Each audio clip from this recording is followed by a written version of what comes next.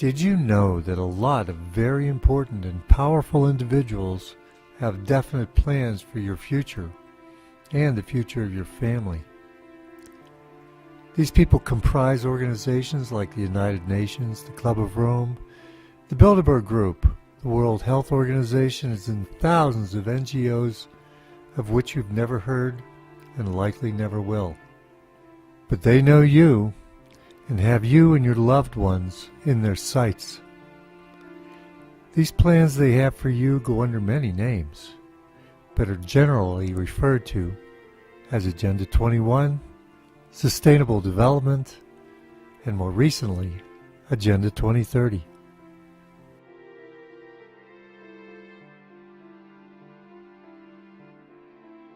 These institutions, the Bilderberg Group, the Trilateral Commission, the Council on Foreign Relations, and secret societies, like Skull and Bones. They control the corporations and the governments around the world. The Illuminati are not after money. It's power they seek, and the sport is international politics. The tools are war, money mechanics, namely the debt-based fractional reserve system, fear, the media including the music industry, news media, and mainstream press. This plot is so vast in scale, most people will refuse its existence. It is the magnitude of this conspiracy that makes it simultaneously the easiest one to spot, but the most difficult to believe. Once you choose to look, the more you will find. This is a very disturbing and unsettling process, as you will be challenging a lifetime of belief and dogma. One of the things we can all fight and do something about is Agenda 21, or as it was renamed, Sustainable Development. Agenda 21 is a non-binding, voluntarily implemented action plan of the United Nations with regard to sustainable development. This is hard to believe, so do your own research. 1. Population reduction, soft kill technology, and food and medicine, EMF electromagnetic fields, smart meters, mobile phones and masts, dirty electricity, hydraulic fracturing or fracking. Fracking is so important because it will poison our drinking water, it will poison our air, it will poison our land. The agenda is to reduce the population and keep the remaining inhabitants of Earth in small prison, like cities. And we will go willingly to escape the devastated countryside. The Codex Alimentarius Commission is an intergovernmental body to implement the Joint Food Standards Program, which was established by a Food and Agriculture Organization in 1961. They have made natural herbal remedies illegal, and only GM alternatives are allowed. Pesticides, Monsanto and the decline of the bees. Corporations are starting the process of patenting the world's gene pool. They will end up owning nature. Herbicide-ready crops that resist weed killer and have built-in pesticides. What effect does this have on our bodies and immune system? Fluoride is a poisonous waste product of aluminium smelting, and it's deliberately put into our drinking water and toothpaste, all in the name of healthy teeth. Aspartame, the sugar alternative, rots holes in rats' brains. The smart grid is being sold to us as a means to use the world's resources in a more sustainable way. But this is a conspiracy at work again. They, the Illuminati, are using the love we have for our home against us. But we need to understand there is another agenda, and that is to first depopulate and then dominate. The tools are microchips. Companies worldwide have registered trillions of IP addresses, which is strange as there are only 7 billion people on Earth. Every product, pet and human being will have its own unique IP address. This is made possible with the invention of the RFID radio frequency identification chip, which is the same technology used by supermarkets to secure their products. CCTV infrastructure has spiraled out of control. Currently there is one CCTV camera for every 13 people in the UK. These cameras use sophisticated computer algorithms which track behavior and bring them to the attention of an operator when protocol is breached. This is only the beginning of the awakening. Welcome to the tip of the iceberg.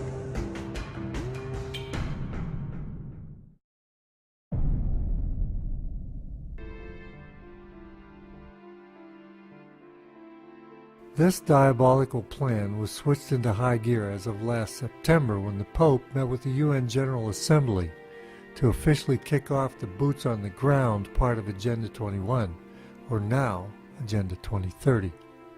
This move combined the one world religion with the global governance New World Order, both designed to enslave the world population.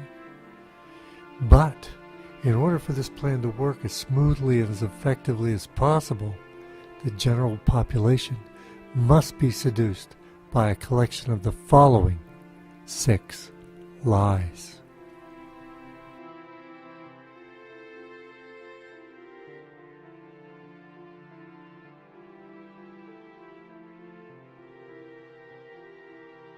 It has been so discredited in the true scientific community, the proponents have almost become hysterical in their continued attempt to enforce climate change policy. Most recently, the Justice Department is considering legal action against deniers. Why don't they stop even to question if their science is sound? They instead use great energy to attack any scientist who dares ask questions or finds data contrary to the official line. Why is it so vitally important that they continue to promote something that clearly is, to say the least, questionable? It's because of Agenda 21 policy is built on the premise that man is destroying the earth. Climate change is their proof. To eliminate that premise is to remove all credibility and purpose for their entire agenda. They're willing to go to any length, even lies, to keep the climate change foot on your throat. On the local level, this translates into planning policy that controls energy use and the efforts to cut down on the use of cars, enforcement of building of expensive light rail train systems and bike paths, and the installation of smart meters, etc. But if you don't believe me, let them speak for themselves.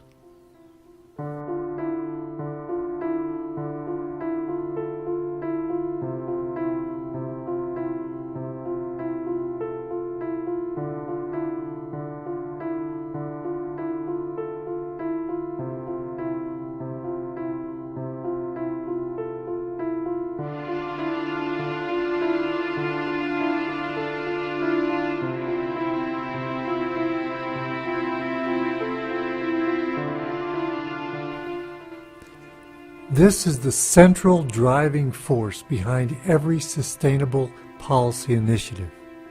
It's the real force behind Stack and Pack smart growth cities. The fact is, in developed nations, populations are actually going down. The only real growth in the U.S. population in recent years has been from immigration, legal or otherwise. Open border immigration policy is actually implementation of Agenda 21 as part of the drive to destroy national sovereignty and nation states. Environmentalists insist that the borders must be open to allow as many to immigrate here as possible. They argue that the U.S. has a greater ability to control them and protect the environment than if we left them behind in the third world countries. That's because the Greens already have a stranglehold over our nation's industry through massive environmental regulations. In the face of the fear of overpopulation, however, studies have shown that there is no worldwide overpopulation crisis. In fact, one study insists that we could put the entire population of the world in an area the size of Texas, with a population density of Paris, France. Overpopulation and its accompanying environmental degradation is a problem primarily in countries where the poor are deprived by government to improve their conditions. Nations that refuse to legalize private property ownership for the masses, for example, are a primary reason for growing poverty. Meanwhile, sustainabilists work to keep these nations from developing or increasing energy use. by keeping them poor. Green regulations stop the building of infrastructure. They panic at the idea of increased energy use in developing nations. Instead of working to solve the real problems, the root of poverty, they exploit the excuse of overpopulation and advocate enforcing policies to drastically reduce population. China's brutal one-child policy of forced abortions and sterilization has become their model. Do you think I'm joking? Then consider these quotes from the sustainabilists.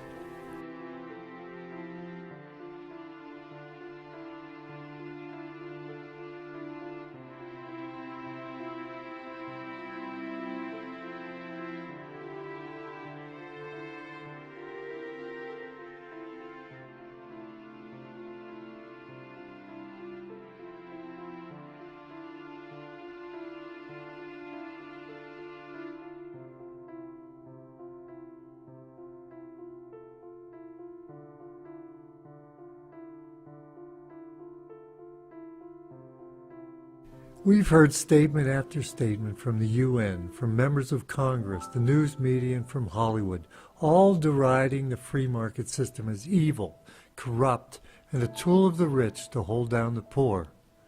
So now, after deciding that the poor are expendable for the sake of stopping overpopulation, suddenly the planners are worried about them if it leads to their ability to raid our bank accounts. So are they really worried about protecting the environment, or are they actually honoring the tactics of Jesse James? Redistribution of wealth is behind every policy that comes out of the UN, and now the Obama administration as well. The EPA is the attack dog to shut down entire industries like coal. It's become very difficult to operate a manufacturing business in the U.S., and nearly impossible to start a new one. Environmental protection is always the excuse, even when Obama's own State Department said the Keystone Pipeline was not an environmental threat.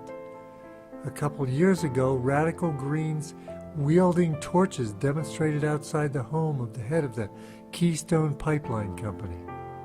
Visions of the terror of the dark agenda. At UN's Rio Plus 20 summit held in 2012, the idea of, quote, zero economic growth, unquote, was advocated, just to keep things fair. It was stated that even the building of new roads upsets the status quo and disrupts a well-ordered society. Such idiotic ideas are the driving force behind sustainable development. Again, images of the Dark Ages come to mind. Yet consider local planning programs that cut off access roads and again discourage cars. What about the EPA's war on industry? Pretty hard to have economic growth without industry. The timber industry is killed and communities die. Dams are torn down and farmers disappear. Again, not my words. Let them tell you themselves.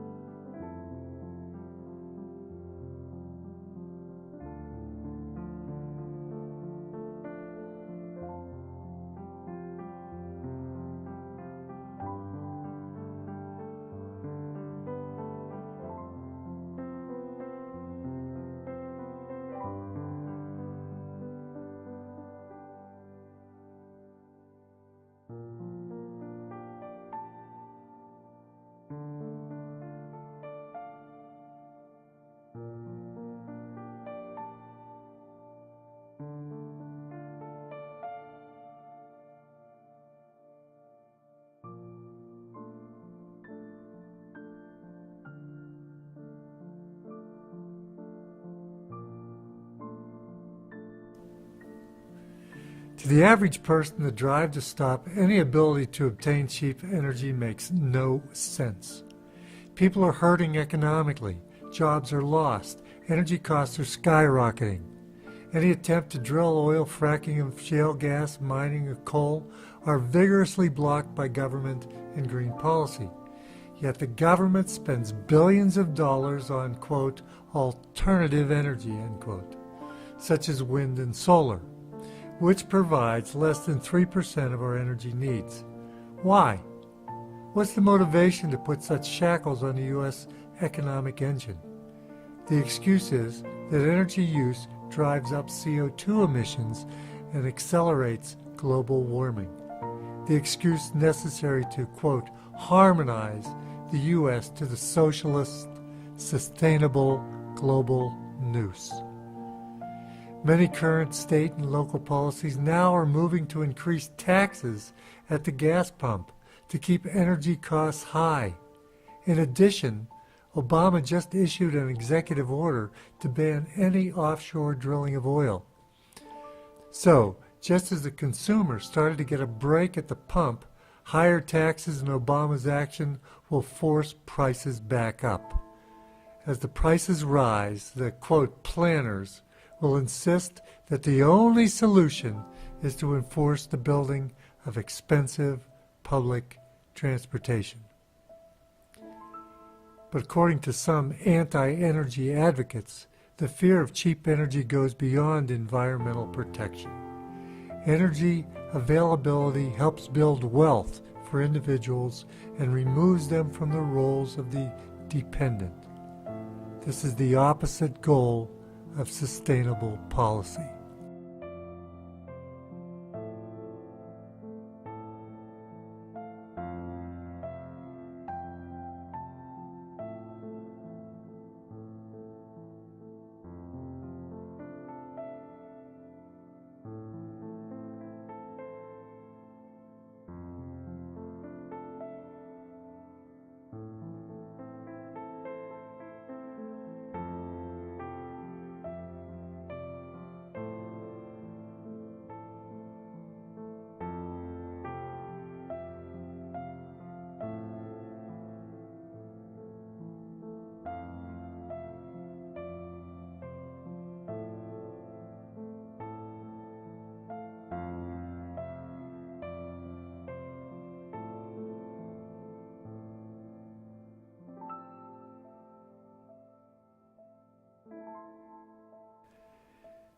Many people see the reorganization of the public school issue as separate from Agenda 21. Well, it's not. Those who are promoting what they call the agenda for the 21st century understand it's going to be a long, drawn-out process to, quote, reform a nation created on the ideals of limited government, free enterprise and individual liberty into one that unquestionably accepts government top-down control will take time and determined effort. There's no room in a sustainable society for those who believe that we were born with our rights, and our government's job is to protect those rights. The sustainable system says government will grant us our rights. To reinforce such a radical turnaround of our society requires that the children be indoctrinated to accept it. The effort started in earnest in the 1990s under the Clinton administration through the massive growth of the Department of Education in such programs as Goals 2000, School to Work, and Workforce Development Boards. The original American education system effectively provided an overall academic education from which students could choose their own futures. No longer. Today, the new curriculum has morphed into what's called Common Core. It's a state-run central curriculum that revamps schools into little more than job training and indoctrination centers. Because you see, today's public education system is also designed to strip the children of their attitudes, values, and beliefs that parents may have instilled and indoctrinate them into accepting global values, global citizenship, and a global economy based on a sustainable agenda. Little of American civics and history are taught in today's classroom, but textbooks contain whole chapters on the 5 pillars of Islam, while ignoring the 10 commandments of Christianity.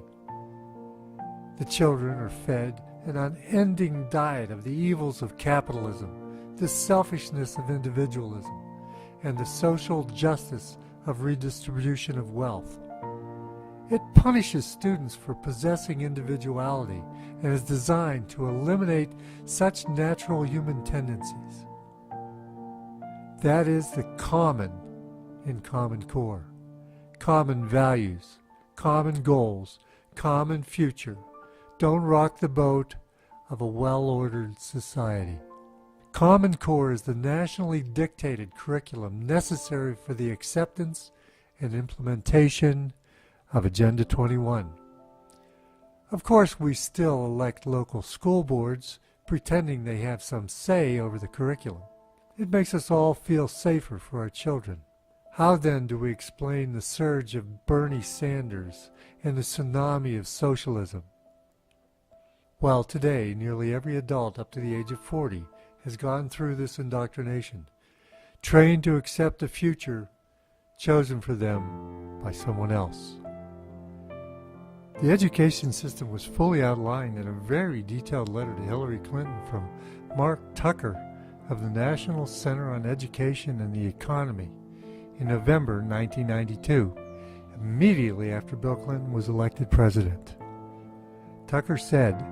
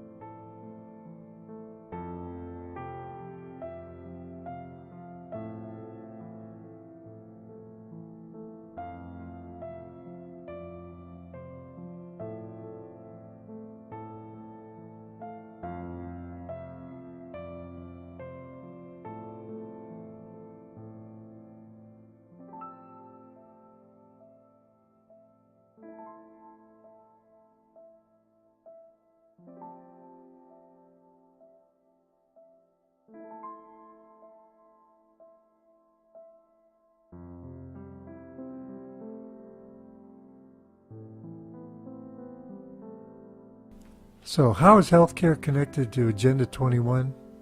Well, simply Google, quote, sustainable medicine, and you'll find more than 5,850,000 English language references to the subject.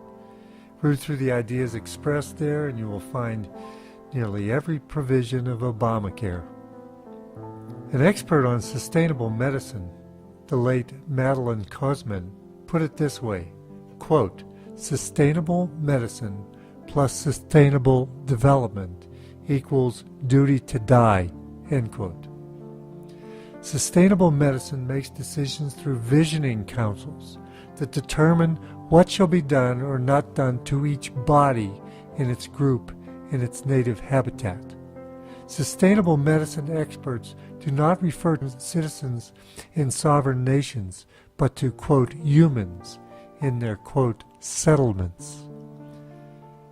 Sustainable medicine is the pivot around which all other sustainable development revolves. Principle number 1 of the Rio Declaration that introduced Agenda 21 is that all humans must live in harmony with nature. The translation means rationing healthcare, low technology for health treatment, and emphasis on medical care, not cure, and of course will lead to population reduction, as called for in Agenda 21.